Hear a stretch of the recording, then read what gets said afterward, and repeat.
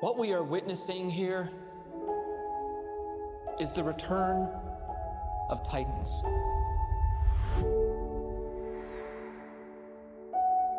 How many of these things are there? 17 and counting. That's messed up.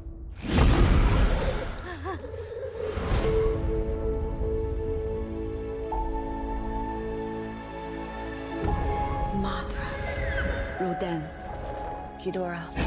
Oh my. They're moving like a pack. They're hunting. They all respond directly to an alpha.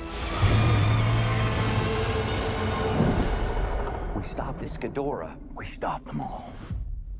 Is there another creature that might stand a chance against him?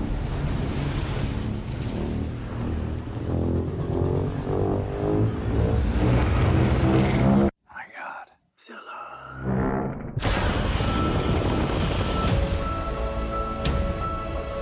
Our planet will perish, and so will we. Unless we set Godzilla free.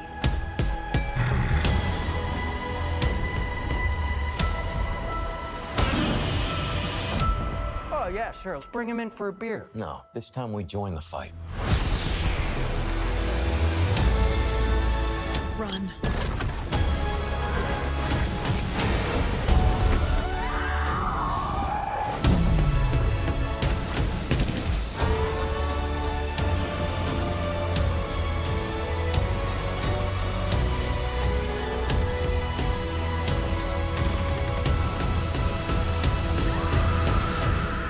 This is Godzilla's world. We just live in it. Damn right.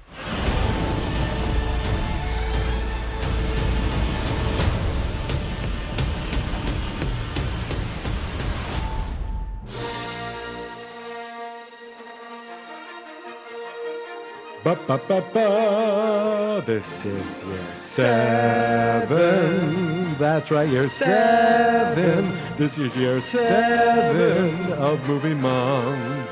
For 30 days, I'll watch 30 movies and do 30 podcasts. And this is day 10.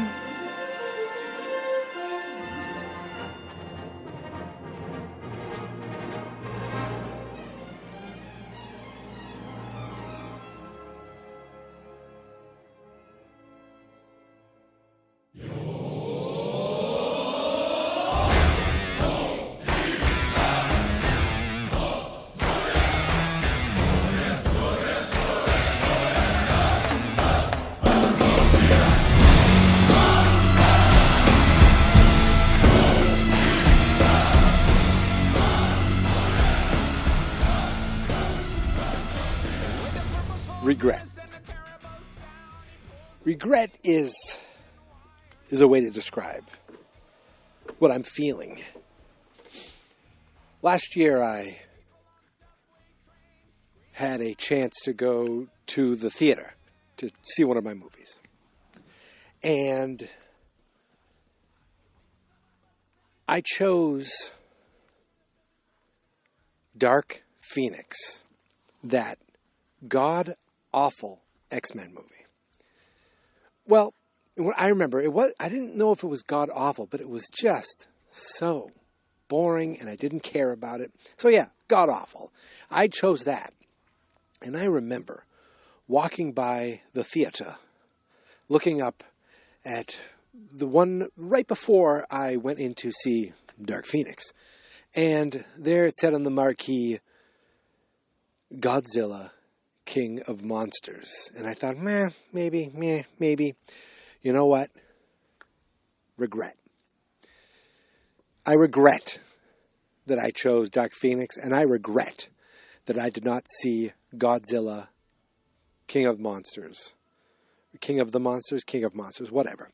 I regret that I did not see that on the big screen because, ladies and gentlemen, it's day 10 of Movie Month, and I just finished watching Godzilla, King of the Monsters. And I have to tell you something. I loved this freaking movie.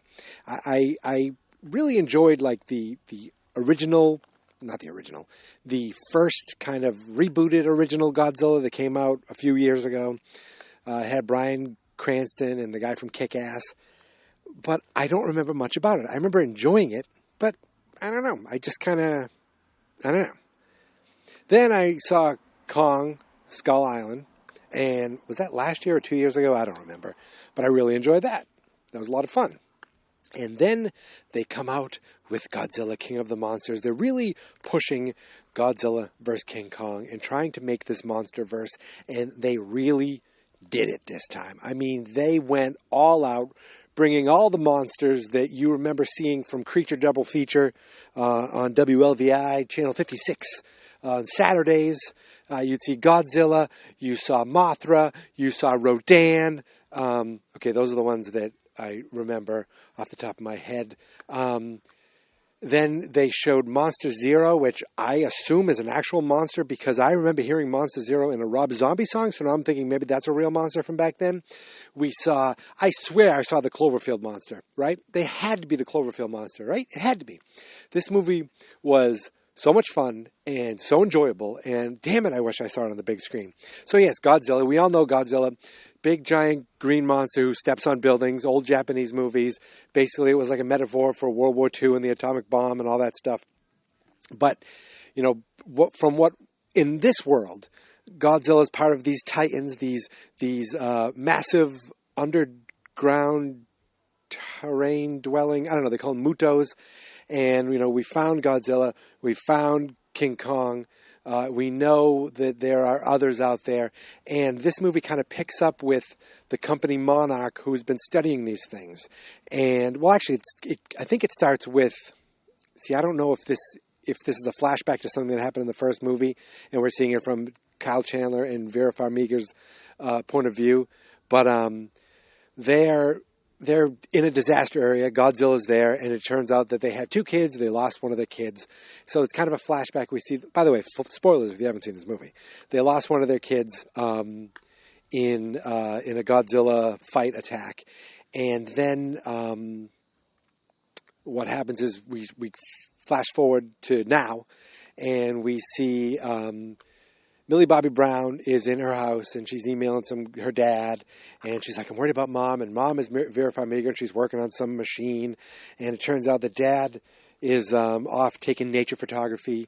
They've kind of, they seem to have been separated, and they're working on, Vera Farmiga seems to be working on something, and then all of a sudden they hear boom, boom, and like, oh my God, what's it? What is it? You turn around and you think they're in some suburban house, but really they're in like this deep area of China in it looked like a jungle area where they're at one of the Monarch bases. So they work. Vera Farmiga works for Monarch, and they've figured out.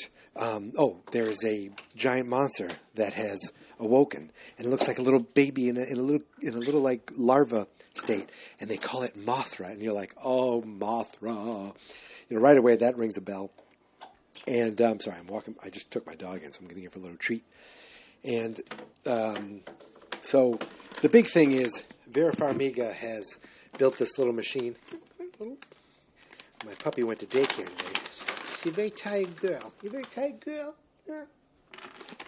So Vera Farmiga has developed this machine that they were working on that allows them to kind of send out an audio frequency that seems to sync. I don't know if sync seems to communicate to these creatures, and here you go. Here, take a treat, and like not soothe them, but kind of like calm them down. And they're in that area, and Mothra's like, brrr, and Vera Farmiga's like, I'm going to go there and try the machine. And the daughter, by the way, is Millie Bobby Brown, and one of the other scientists is the teacher from Stranger Things, so that was cool. They're together again. So Vera Farmiga runs out there, puts her machine up, turns it on, and Mothra's like, oh, I'm nice now. Millie Bobby Brown runs out there too while this is going on, and right away, before I knew, again, spoilers, before I knew more about Vera Farmiga's character. Right away, I thought, she is a terrible parent. She's letting her daughter, first of all, come with her when there's a giant monster going off. Second of all, the daughter gets out there while there's like the monster going crazy. Doesn't care. Doesn't seem to matter. It kind of makes sense a little later. So they calm down this monster, and then all of a sudden, bam, bam, bam, bam, bam, bam, bam, bam. These soldiers show up, start killing all the doctors and all the people in the base, and they take Vera Farmiga and Millie Bobby Brown, and they take them away. And the government's like, oh no, what's happened to our base? Not government, monarch government, whatever. So they track down Kyle Chandler. They're like, listen, you worked with this with your wife. We need you to track this so we can find your wife, find your daughter. So he's like, okay, I'll work with you. But I can't believe I'm not. What we have to do is kill these monsters, kill them all, because Godzilla killed my kid, and I want every monster to be killed. We don't need to study them. We don't need to do anything, blah, blah, blah, blah, blah. Basically, the bad guys take Vera Farmiga and Millie Bobby Brown to another base because they want to start waking these monsters up. They want to wake these monsters up. And they go to Monster Zero. Monster Zero they say, is the first monster of them all. The king of the monsters. That's who they think the king of the monsters is, at least at this point. So, long story short, they set up all these things to wake the monster up. At the same time, Kyle Chandler and the good guys chase them down. And, at the same time, the good guys have figured out a way to track Godzilla. So they kind of figure out where he's doing, where he's going. And they realize that, at some point, Kyle Chandler realizes he's not there to just destroy things. He only kind of goes after prey or goes after what he thinks is a threat. So they kind of follow him, and they figure out they're going to Monster Zero, blah, blah, blah, blah, blah. Who cares, who cares, who cares? Then Kyle Chandler's about to save his kid and Vera Farmiga, and Vera Farmiga's like, no. She presses the button to explode, to set off these detonators to wake up the big Monster Zero. People die. She gets out. She goes with the kid. She goes with the bad guys. Turns out she actually went to the bad guys. In the first place, she's part of the bad guys. But she thinks she's doing this for a good reason. So later on, Kyle Chandler, she gets on a comms link, on a video comms, and she does this big speech where she talks about these creatures are the original creatures. We are the infection to the earth. We are what's ruining it. These creatures will come, and they won't extinct the humankind, but what they will do is bring a balance back to the world. They will bring growth. They will bring things. All these wonderful things will come back from the world because they are the creators. They are the originals of the world. They've always been here just in this long hibernation. So her idea is to wake them all up. Really, what I'm seeing is she's kind of a terrorist, like an eco-terrorist or something like that. That's what I saw her as she is doing something she thinks is good. At the same time, God, who cares about the people? The people will die, whatever. And so at one point they track these things to Mexico. And they're like, can you please let these people evacuate? And she's like, I'm sorry, I can't. She turns the machine on, and this giant volcano kind of erupts, and it brings the king of the monsters there. Oh no, it wakes up Rodan. That's Rodan. Now, I just know the name Rodan. I didn't know it's like a giant bird or something like that. And he's like, Mwah! And that brings the king of the monsters there, the Monster Zero there, and it brings what's his name, Godzilla there, and there's a massive battle fighting in this and this and that, and they're fighting in this, and then the king of the monster. Then after the battle finishes, Godzilla, they think he's dead. He's down on the ground. Rodan's kind of taken off, and the Monster Zero goes back to the volcano and stands on the volcano and starts going. Blah! And they're like, the guy, the bad soldier who was working with Vera Farmiga, he's the Lannister. He's the dad of the Lannisters. He's like, I thought you were trying to wake them up one at a time. Because all of a sudden, all the monsters in the world started waking up. Under Earth, you hear that clicking? That's my leg. And she's like, that's not me. That's not us. That's him. And they realize that this creature is waking up all the monsters, and he's kind of drawing them to him. So, like he'd be the Monster Zero, the king of the monsters, right? Right. So, meanwhile, the good guys realize that. So why didn't they had this oxygen bomb that they thought would work on things? Apparently, it didn't work on anything because. Think about it. They thought it would kill everything in a 2-mile radius. Well, wasn't Rodan around there? Rosanna. It survived. He, she, whatever. At the same time, the monster Zero survived, and we thought Godzilla died, but no, he survived. So the oxygen bomb did nothing. So Godzilla is actually down. He goes down into the bottom of the earth, into this core area, where he kind of recharges, and they figured out that it's like ancient temples that worshipped Godzilla as a god and saw these as the original gods. But they're like, why didn't it have an effect on the monster Zero? Well, maybe he doesn't need oxygen because maybe... And how did his head grow back? Because at one Godzilla fight, Godzilla chopped off one of his heads. Well, the head grew back. And they're thinking, well, this thing is not from this Earth. It may be alien. It may have come from another planet. Wee-woo. So they're like, we need to figure out where Godzilla is and see if he's still alive and wake him up. So, you know what they first realized that he's still alive is all of a sudden remember Mothra? It got away, it went under a waterfall, it got up in a little cocoon. Apparently that didn't take very long because then it emerged from its cocoon as a giant butterfly, I guess a giant moth with beautiful music, beautiful song, and it's a good guy. A good girl. I don't know if it's a female. I have no idea. They made it seem like it was female, and her and Godzilla were very friendly. So its song seemed to have helped wake Godzilla up, I think, a little. Maybe I misunderstood that. My God, I'm pacing right now. I was outside with my dog. Now I'm pacing, and you hear that click. Yeah, someday I'm going to have really bad arthritis. Oh my God. So, okay. So now they realize Godzilla's alive, but they need to wake him up more, so they bring a nuclear bomb down there. I don't know. They bring a nuclear bomb down there to wake him up. Now there's this guy who has been studying and part of Monarch for years, and they're like, listen, the only thing that's going to get us close there you have to get up there inside this temple in the center of the earth with all this radiation. You're going to die, and the only way to get out. And he's like, I'll do it. And it's Ken Watanabe. He must have been in the other Godzilla movies, right? I'm almost positive he is.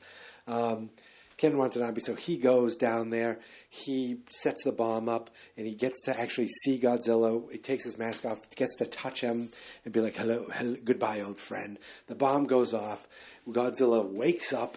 He comes out of the water. He looks at the good guys, and he gives the thumbs up. He doesn't give the thumbs up, but he might as well. He might as well give a little nod. Like when I was watching it, I was like.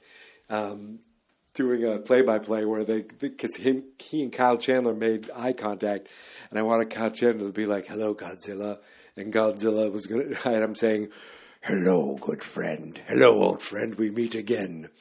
Sorry about the kid. So Godzilla then looks at them and turns and heads towards the King of the Monsters. I shouldn't say the King of the Monsters. Head to what we think is the King of the Monsters. Now, where are they going? Well, they went to a base in Boston. This part I had no idea was coming.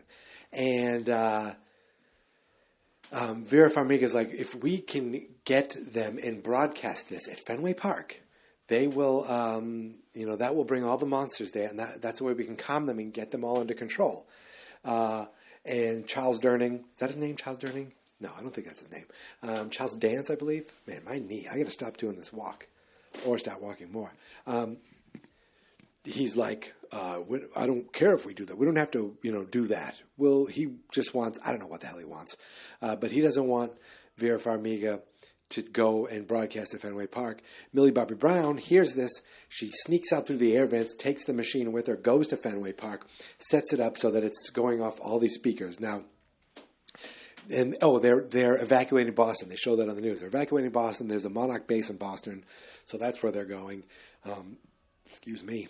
And Millie Bobby Brown goes into Fenway Park, runs up, turns the machine on, broadcasts everything, which brings the all over the world, I guess, which brings the Monster Zero, which is a 3-headed dragon, by the way. And it kind of shows that, the myth of dragons in like the Chinese or Japanese culture is because of this monster, this very real creature. Which I thought was cool. I always like that, they talk about these old myths and how it's a cool thing. So they go, so the monster comes to Fenway Park, right? There was already a monster there, the green monster, waka waka.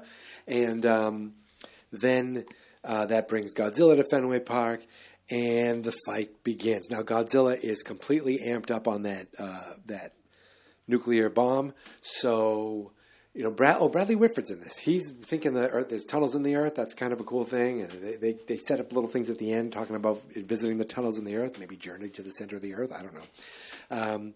And he's like, that Godzilla's going to go nuclear in 12 minutes. We need to get out of here. He's going to blow. He's got so much nuclear energy inside him. And so there's a ticking clock for all the people to get out of there. Millie Bobby Brown is in there. Excuse me. Kyle Chandler knows she's around there, so he goes down to get there. Vera Farmiga, the bad guys let Vera Farmiga go because they don't need her anymore.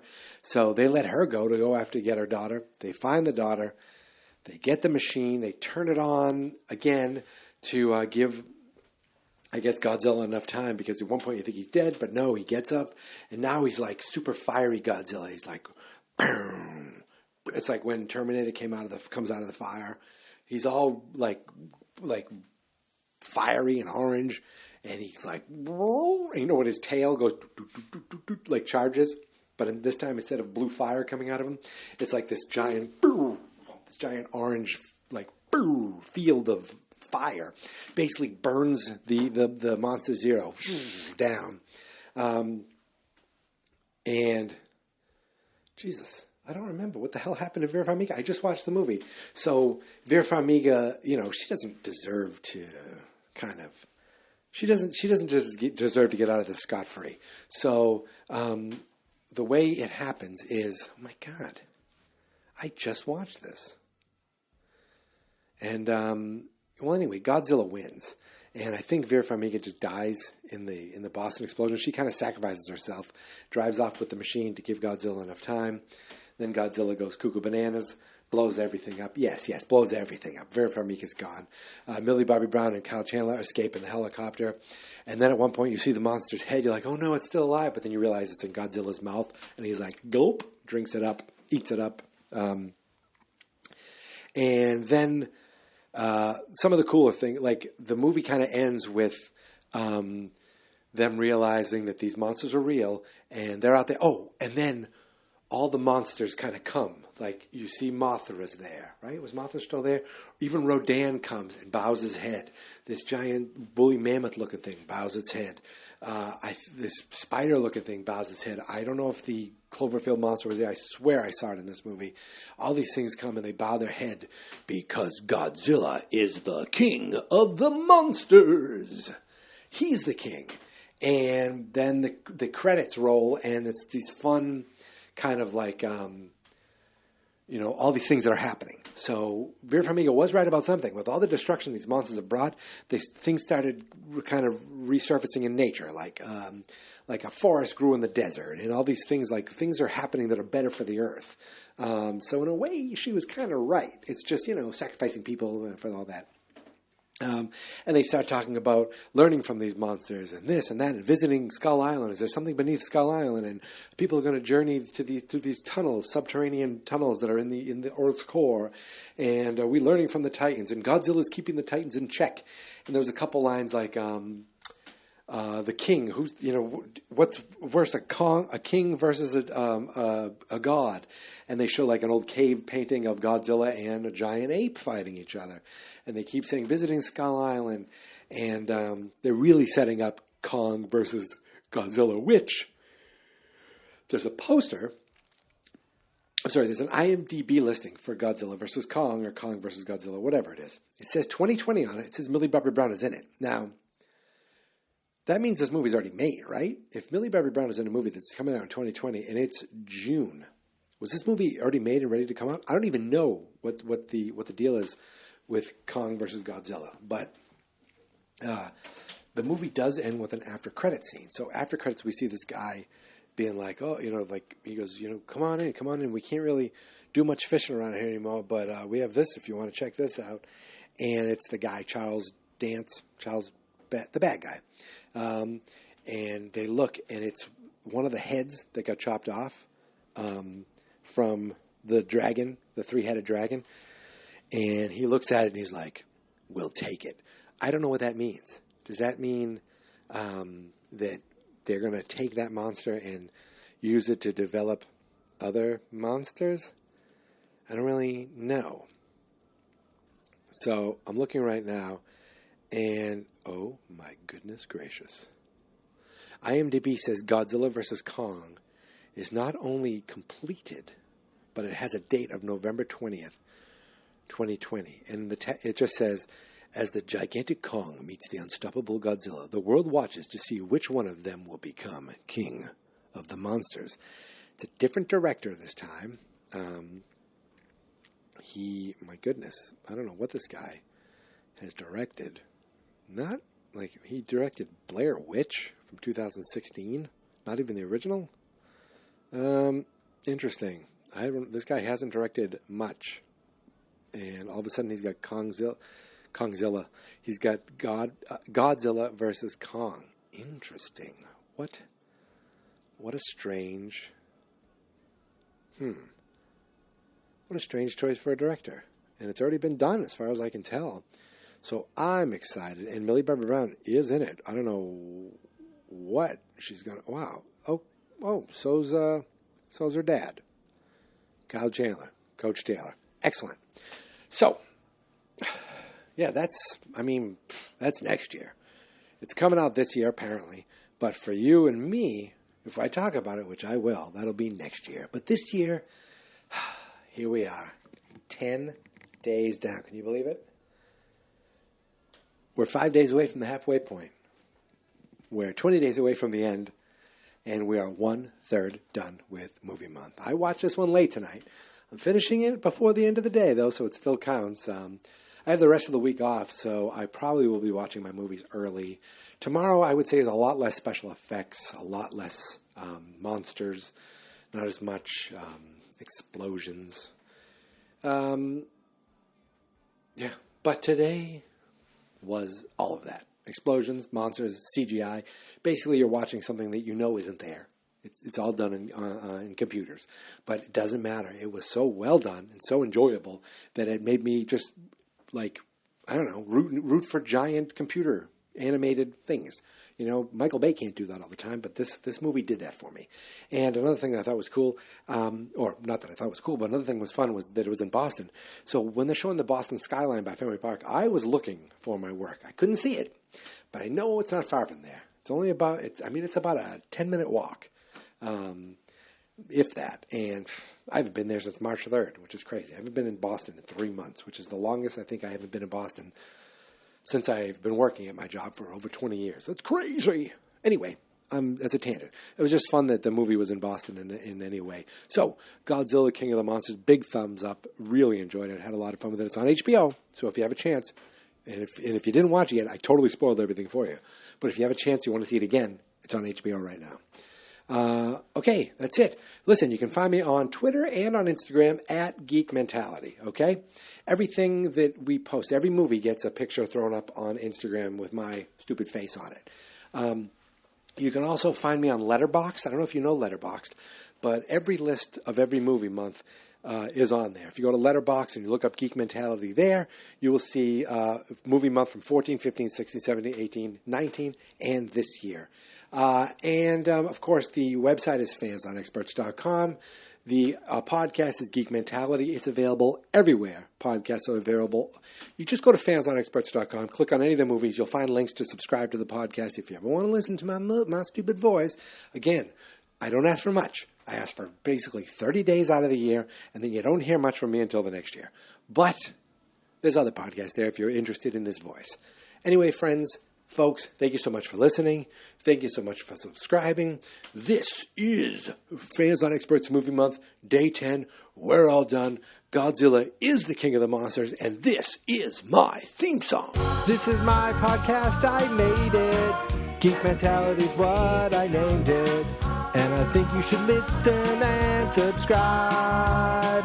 'Cause I'm kinda funny and awesome. I think that I'm worth your time, and I'm kinda handsome. My mom says, please listen and please subscribe. At least listen to this episode. Fans Not Experts.